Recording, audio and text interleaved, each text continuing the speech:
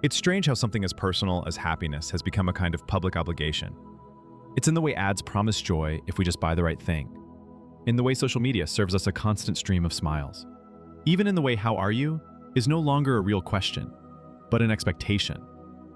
Good, great, live in the dream. Those are the correct answers. Anything else feels like you're breaking some unspoken rule. Over time, this quiet pressure changes how we live. We start treating happiness not as a feeling, but as proof that we're doing life correctly. And if we're not happy, then something must be wrong, with our choices, with our attitude, maybe even with us. But no feeling is built to last forever. Happiness is a guest. It comes, it stays, and it leaves. Trying to hold it forever is like trying to stop the tide from going out. Still, our culture doesn't like that truth. It prefers the illusion of constant light. So we learn to curate ourselves, to show the sunny moments and hide the clouds. And slowly, we lose the honesty of simply being human. Maybe it's not our job to perform happiness at all. Maybe it's enough to welcome it when it's here and let it go when it needs to leave. And that's where the trap begins. The moment joy turns into something we feel we must hold on to. Because once you try to hold it, you start chasing it. It quickly turns into work. And not the satisfying kind of work, but the kind that quietly wears you down. We're told there are formulas, morning routines, gratitude lists, wellness checklists. Follow the steps and joy will appear, like a machine delivering its product on schedule. But joy doesn't work like that. You can tick every box and still feel nothing. You can stretch, meditate, drink lemon water, and still wonder why the glow never shows up.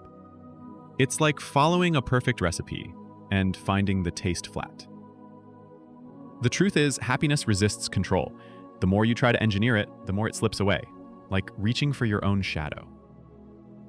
Yet the world around us keeps whispering, if you're not happy, you're not trying hard enough. So we push harder. We fine-tune the routine.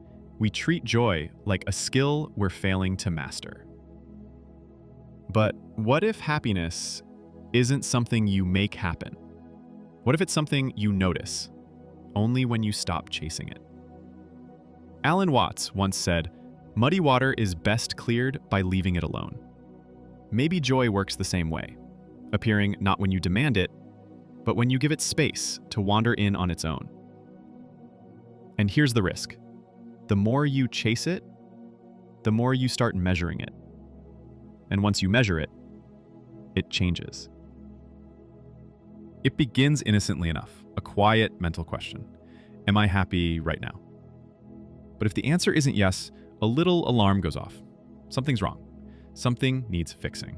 That's how ordinary lows begin to feel like failures. A calm day feels empty.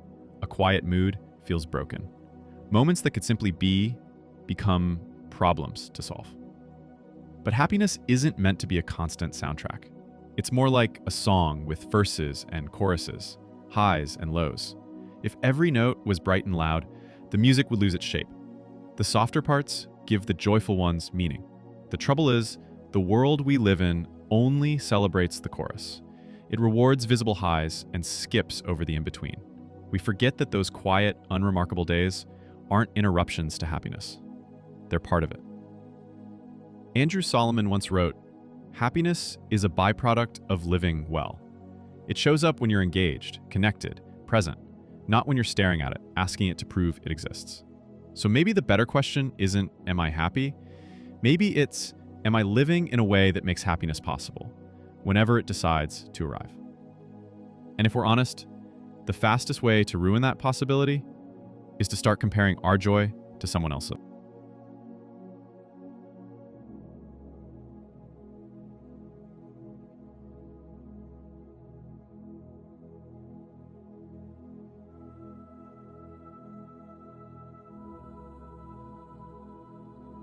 The moment you compare joy, it changes. What felt full in your own hands suddenly feels smaller when you see what someone else is holding. Comparison used to be occasional, a neighbor's new car, a colleague's promotion. Now it's constant. We carry it in our pockets. We refresh it without even thinking. a feed of curated happiness, always on, always there. But we don't see the whole story. We see the summit photo, not the aching legs from the climb. We see the engagement ring, not the argument from last week. We see the perfect family portrait, not the sleepless nights and quiet doubts. Our minds don't care that the picture is incomplete. They still hold it up as the standard. And when our lives don't match that image, we start questioning our joy. Is it enough? Is it real? Would it count more if everyone could see it? This is the hidden cost of comparison. It convinces us that happiness needs an audience to matter. But some of the truest moments are the ones no one will ever know about. The unphotographed walk, the laugh that never makes it online, the small wave of peace that comes for no reason at all. Kierkegaard once wrote, "The crowd is untruth." Maybe that's why the most real joy is often the quietest, the kind you keep for yourself. And keeping it means accepting that not every day will be bright, because real life is made of all kinds of weather.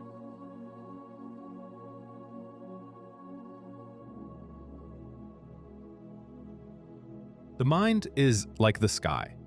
Some days, wide and blue. Some days, heavy with clouds. Most are somewhere in between. Shifting light, moving shadows, changing by the hour.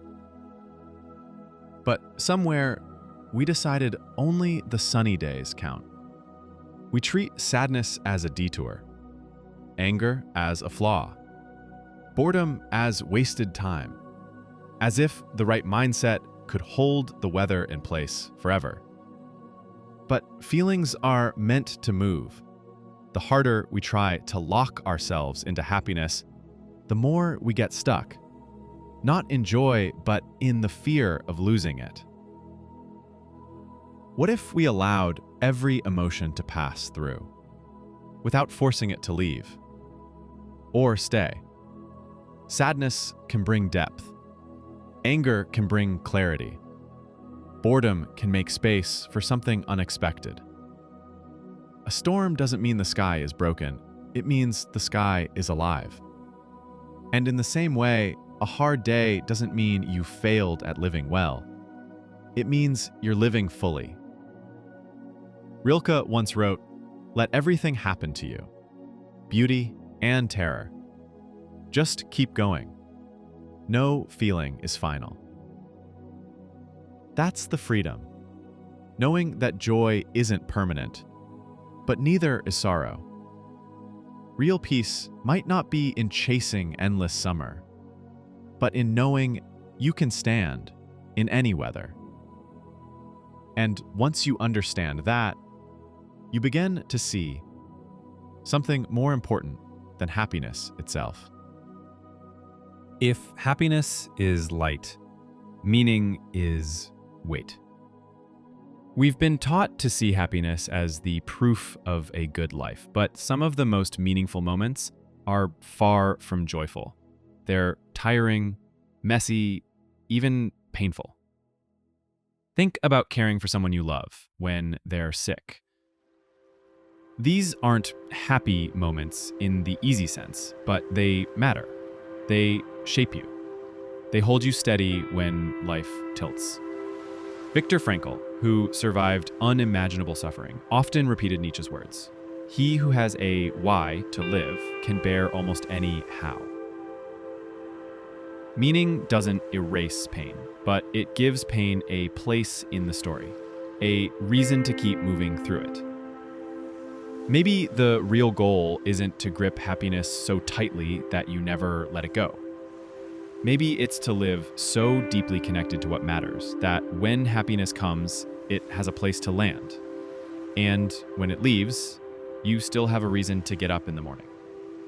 Because in the end, meaning can hold you, even in the moments when happiness slips through your fingers.